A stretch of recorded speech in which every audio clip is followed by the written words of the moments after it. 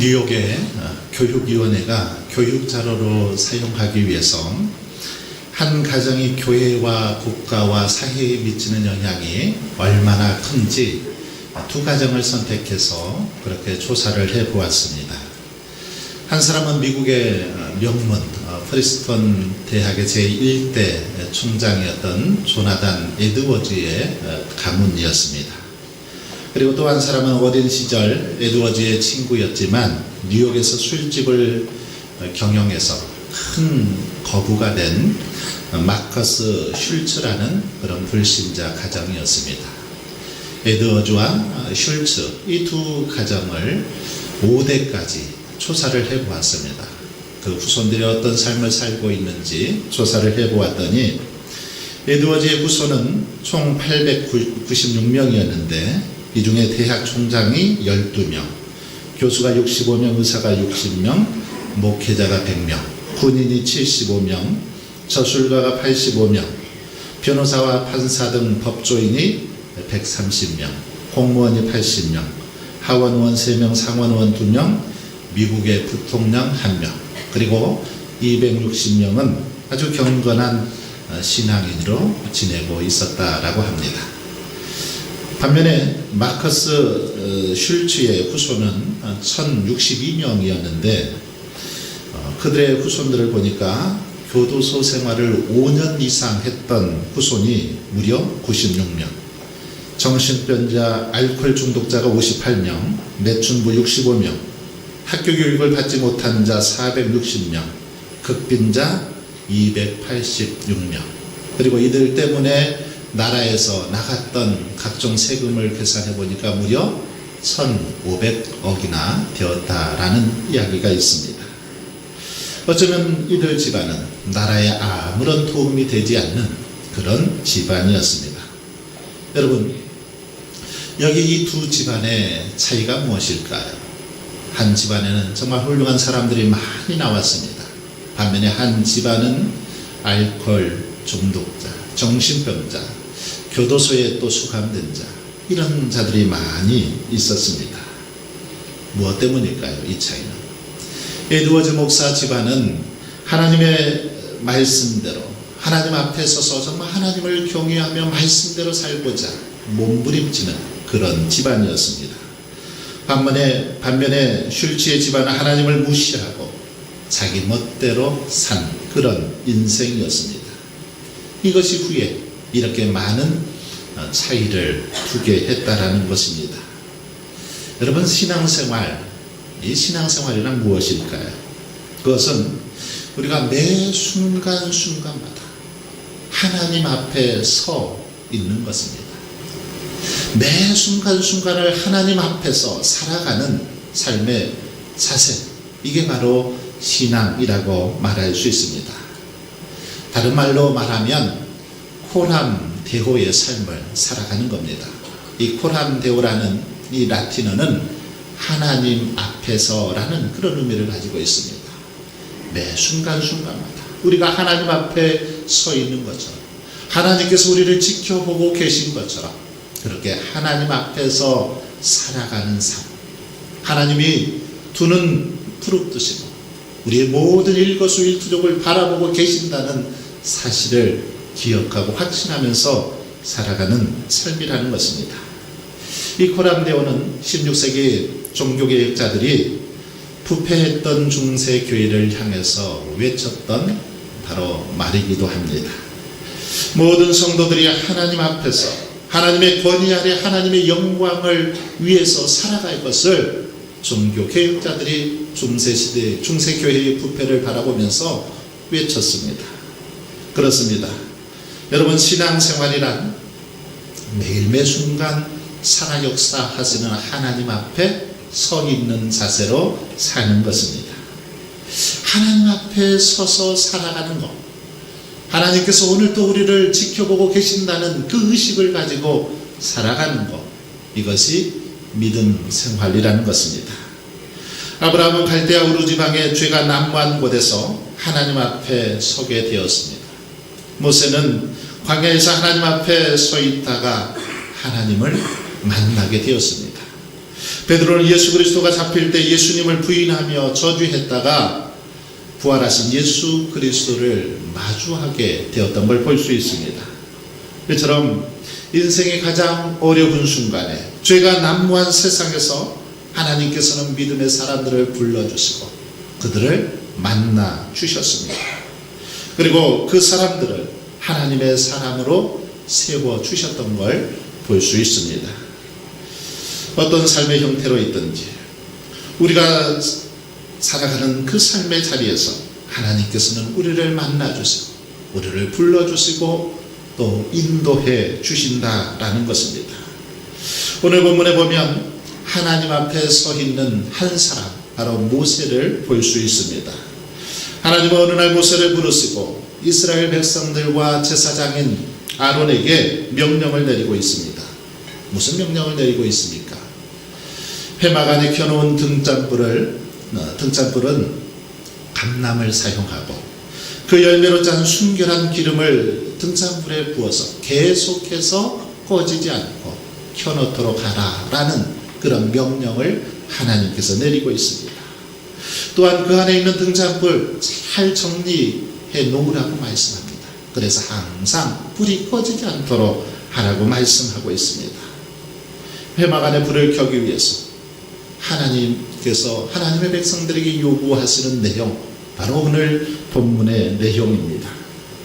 여러분, 하나님께서는 회막 안에 불을 켜기 위해서 하나님의 백성들에게 명령을 내리고 계시는데, 여기 이 불을 켜다라는 말은 빛과 타오르다라는 그런 의미를 가지고 있습니다.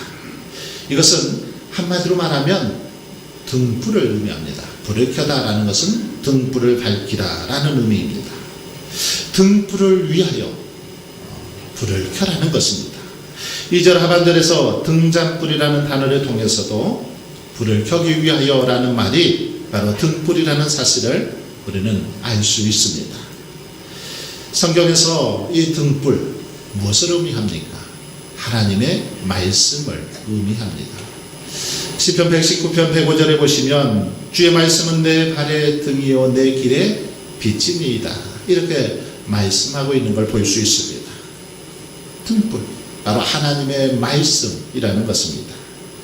또한 성경은 등불을 밝히는 과정을 통해서 우리가 어떠한 신앙생활을 해야 하는지를 가르쳐주고 있는데, 출애굽기 30장 7절로 8절에서 아론은 아침마다 등불을 손질할 때 향을 사르고 저녁에 등불을 켤 때 사르도록 합니다.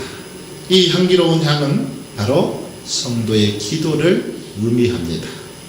하나님께서는 이 향은 너희가 대대로 여호와 앞에 끊어지지 않도록 할 것을 이 말씀에서 명하고 있는 걸 볼 수 있습니다. 계시록 8장 3절로 4절에서도 또 다른 천사가 와서 제단 곁에 서서 금향로를 가지고 많은 향을 받았으니 이는 모든 성도의 기도와 합하여 보좌 앞 금제단에 드리고자 함이라. 향연이 성도의 기도와 함께 천사의 손으로부터 하나님 앞으로 올라가는지라, 이렇게 말씀하고 있습니다. 여러분, 이렇게 향, 이것은 성도들의 기도를 의미하고 있다는 것입니다. 성도들의 삶에는 여러분, 이렇게 등불이 켜져 있어야 합니다. 등불이 켜져 있지 않으면 그 인생은 실패할 수밖에 없기 때문입니다. 우리의 인생 가운데 믿음의 등불이 확하게 밝혀 있어야만 한다는 것입니다. 사무엘상에 나오는 엘리 제사장을 보면 그는 제사장으로서 항상 등불을 밝혀야만 했습니다. 하나님의 전에서 등불을 밝혀야만 했지만 그는 그렇게 하지를 못했습니다. 깨어서 주신 사명을 잘 감당해야 했습니다. 등불을 밝히는 일, 이것을 잘 감당해야 되는데 엘리 제사장은 그렇게 하지를 못했습니다. 영적인 눈이 멀고 귀가 멀어서 그 사명을 감당하지 못한 것이요, 분별력이 없어서 그것을 감당하지 못했던 것입니다. 그럴 때 어떻게 되었습니까? 그는 하나님께 정말 버림받았을 뿐만 아니라 그의 자녀들까지도 엉망진창의 삶을 살았던 것을 볼 수 있습니다. 그가 깨어있지 못하자, 그가 하나님 앞에서 믿음의 등불을 온전히 밝히지 못하자 그 자신뿐만 아니라 자손들까지도 어려움을 당하고 있는 걸 볼 수 있습니다. 사무엘상 3장 1절은 그 시대를 이렇게 묘사하고 있습니다. 아이 사무엘이 엘리 앞에서 여호와를 섬길 때에는 여호와의 말씀이 희귀하여 이상이 흔히 보이지 않았더라. 엘리 제사장이 다스리던데, 엘리 제사장이 있을 때, 그때 하나님의 말씀이 희귀해서 이상이 흔히 보이지 않다.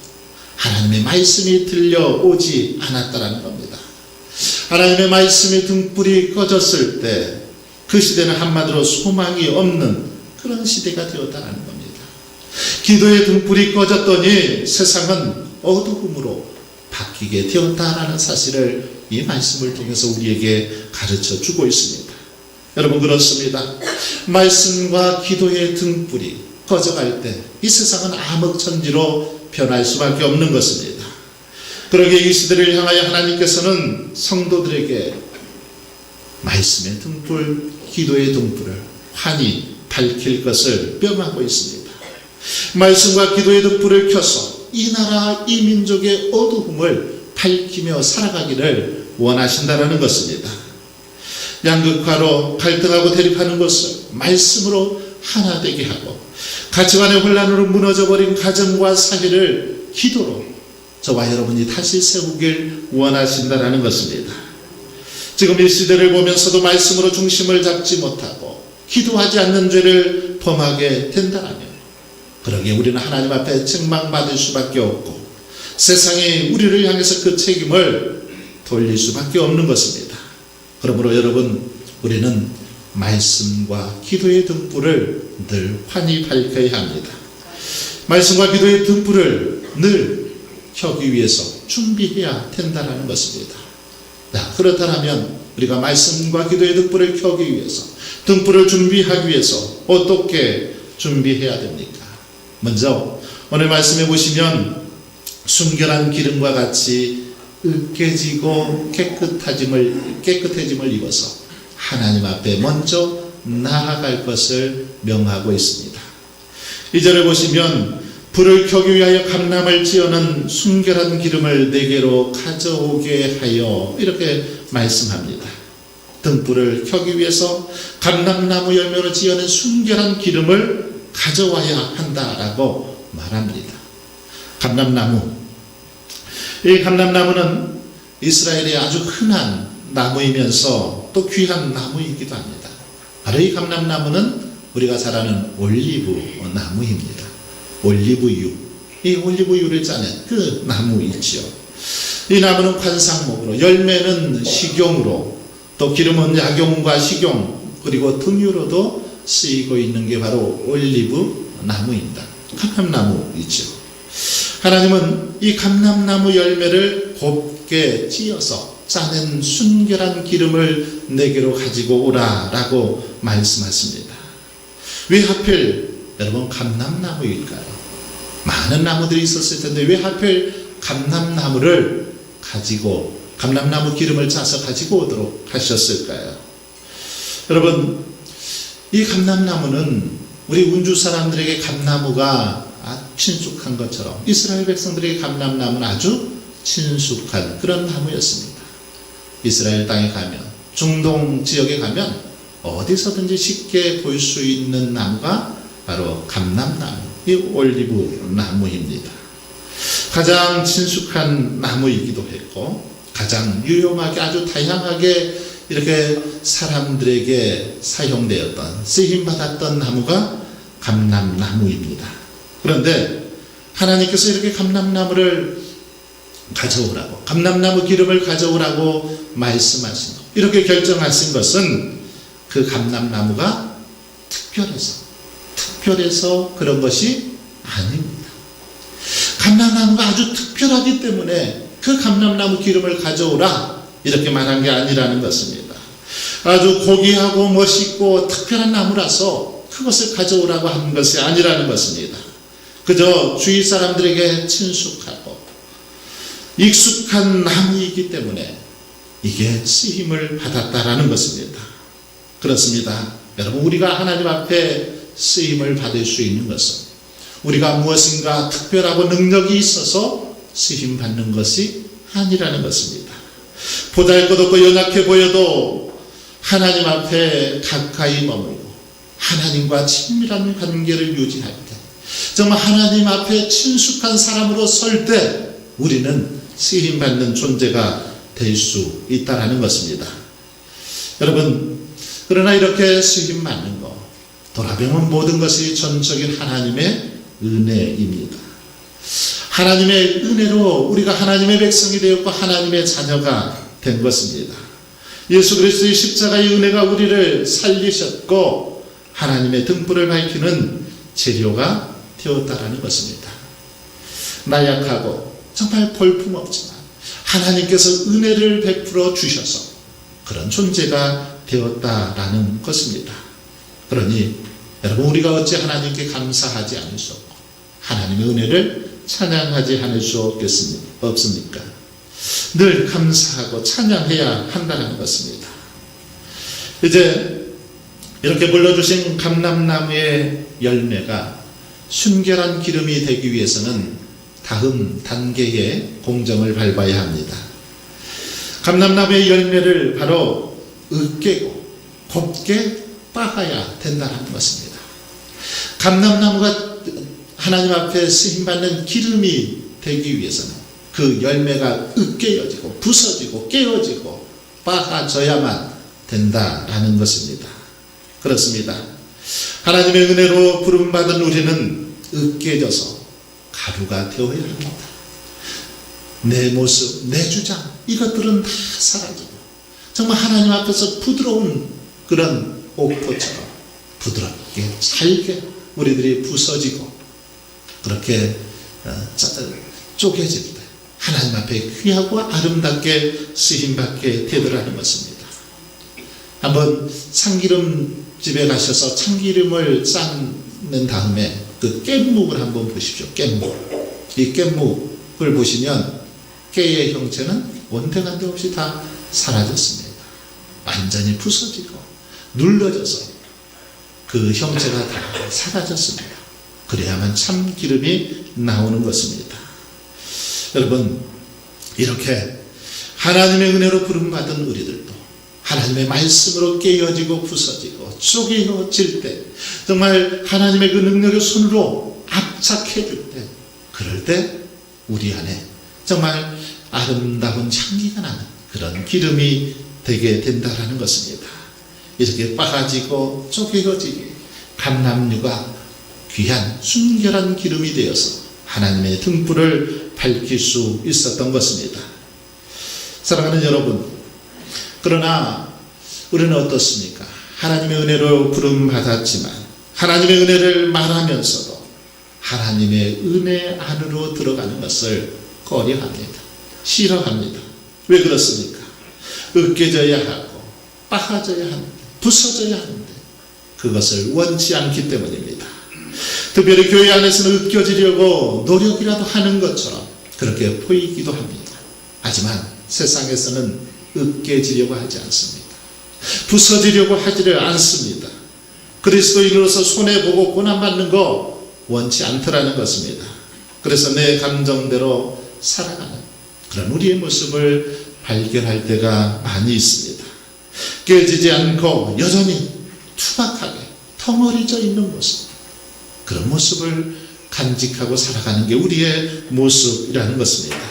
하지만 여러분, 우리의 믿음의 등불을 밝히기 위해서는 하나님의 말씀으로 깨어지고 부서져야 한다라는 사실입니다. 말씀으로 깨어지고 기도하며 부서질 때, 그럴 때 하나님 앞에 순결한 기름처럼 그렇게 쓰임받게 된다는 사실입니다. 사랑하는 여러분, 세상은 어쩌면 부서지고 깨진 여러분들을 약하게 볼 수 있습니다. 그러나 깨지고 부서진다는 것, 이것은 결코 약하다는 것을 의미하지 않습니다. 오히려 하나님께서는 말씀과 기도로 깨진 그 약하고 연약해 보이는 그들을 보내서 사용하시고 귀히 쓰시는 것을 볼 수 있습니다. 그러므로 때로는 깨지는 정도가 아니라 정말 기름이 나오도록 짜내는 아픔과 고통도 여러분 감수할 수 있기를 바랍니다. 때로는 하나님의 말씀 앞에서 정말 부서지고 낮아지고 깨어지는 그 고통까지라도 눈물의 앞을 가리고 우리에게 정말 덧없는 고통을 안겨준다 할지라도 그것을 참고 이겨내며 귀하게 쓰임받는 그런 기름 같은 성도들이 되시길 바랍니다. 여러분 대충 짜내면 안 됩니다. 깨가 으깨지고 바스라지고 찢어져야만 압착되어야만 참기름이 나오는 것처럼 우리가 하나님 앞에 철저히 낮아지고 부서지고 깨어질 때 순결한 신부처럼 순결한 기름으로 그렇게 쓰임받게 될 줄 믿습니다.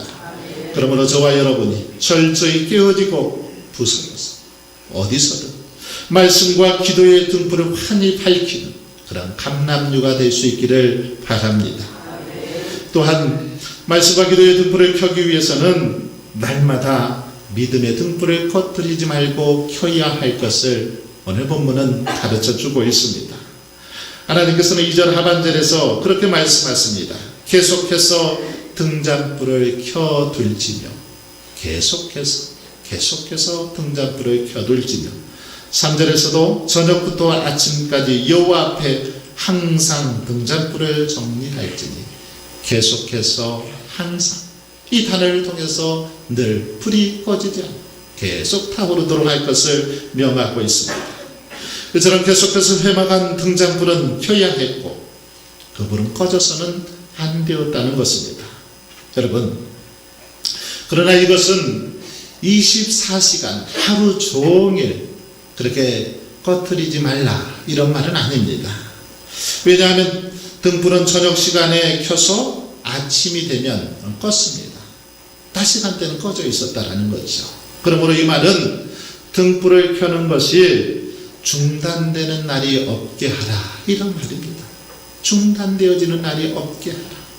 우리가 하나님의 말씀을 묵상하고 기도하는 삶을 살 때 24시간 늘 할 수는 없습니다. 쉬지 말고 기도하라는 그 말씀도 중단되지 않도록 하라는 겁니다. 매일 시간을 정해서 규칙적으로 말씀을 보고 기도하는 그런 삶을 살아라라는 의미입니다. 그렇습니다. 성도들은 주님께서 주신 은혜를 생각하며 세상 가운데 있는 우리들의 믿음의 불이 항상 밝게 빛나도록 해야 한다는 것입니다. 얼마 동안은 밝은 등불이 되었다가 얼마 동안은 또 희미하게 꺼져버리는 그런 등불이 아니라 늘 한결같이 일정하게 계속 타오르도록 그렇게 해야 한다는 것입니다. 그러나 늘 한결같은 불빛 이것을 유지하기는 결코 쉽지 않습니다. 성령이 충만하고 말씀의 은혜가 가득할 때는 가능할 것 같지만 우리의 믿음이 식어버리고 우리 안에서 성령이 식어져 버리면 은혜가 사라져 버리면 불빛은 곧 사그라지고 마는 걸 볼 수 있습니다. 여러분 그렇다면 이럴 때 계속해서 우리의 불빛을 등불을 밝힐 수 있는 방법 무엇일까요? 계속 꺼지지 않고 등불을 밝힐 수 있는 비결은 무엇입니까? 그 방법이 3절에 기록이 되어 있습니다. 3절에 보시면 여호와 앞에서 항상 등잔불을 정리할지니라. 여호와 앞에서 항상 등잔불을 정리할지니라. 여기서 정리하다라는 말은 돌본다 이런 의미입니다. 늘 점검하라는 것입니다.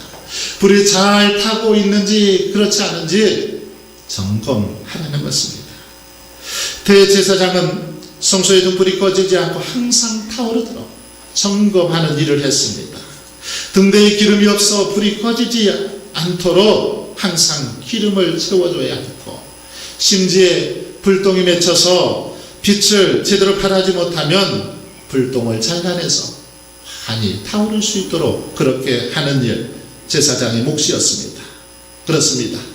이와 같이 우리들도 늘 관심을 갖고 우리의 등불이 타오르고 있는지 그렇지 않은지를 점검하고 정리해 보아야 한다는 겁니다. 부지런히 살펴야 된다는 겁니다. 우리 자신을 끊임없이 돌봄으로 우리 안에 거룩하신 그 하나님의 등불이 훼손되지 않도록 믿음의 등불이 꺼지지 않도록 그렇게 돌보며 살아가야 한다는 것입니다. 여러분, 그러기 위해서는 어떻게 해야 됩니까? 서두에서 말씀드린 것처럼 저와 여러분이 세상이 아니라 하나님 앞에 서서 호람대오의 삶을 사는 것입니다. 우리의 등불이 꺼지지 않기 위해서 하나님 앞에 서서 늘 어떻게 지금 타오르고 있는지 점검하고 돌아보아야 한다는 겁니다. 이리저리 고여있는 삶의 문제를 만날 때 세상에서 그 문제를 해결하기 위해서 세상에서 방법을 찾는 것이 아니라 하나님 앞에 서서 질문을 던져보고 점검해 보는 것입니다. 과연 예수님이라면 이런 상황에서 어떻게 하셨을까? 예수님이라면 지금 이 문제를 어떻게 처리하셨을까? 그렇게 물어보고 점검하고 살펴보라는 것입니다. 말씀을 깊이 묵상하면서 기도하면서 주님의 방법을 구하고 주님의 뜻을 구하라는 것입니다. 또한 나의 등잔불이 잘 타오르고 있는지 돌아보아야 한다는 것입니다. 기름이 떨어지지는 않았는지 점검해야 하는 것입니다. 여러분, 광야 세대가 출애굽의 세대가 광야에서 모두 죽고 나서 이 세대들, 이들은 다음 세대들은 여호와를 알지 못했습니다. 하나님을 알지 못했습니다. 그래서 그들에게 사사 시대의 아픔이 있었습니다. 출애굽 1세대들이 겪었던 하나님의 은혜, 하나님의 사랑이 이 세대에게 증거되지 않았기 때문에 그들이 사사 시대의 아픔을 겪게 되었다는 것입니다. 그러기에 여러분, 우리 세대의 말씀의 불, 기도의 불이 꺼지지 않도록 다음 세대까지 증거되어질 수 있도록 전달될 수 있도록 더욱 등불을 정리하고 돌봐야 할 책임이 오늘 우리에게 있다는 것입니다. 성결한 등불이 꺼지지 않도록 계속 지켜야 합니다. 이것이 우리를 향한 너희 대대로 지킬 영원한 규례다라고 말씀하고 있습니다.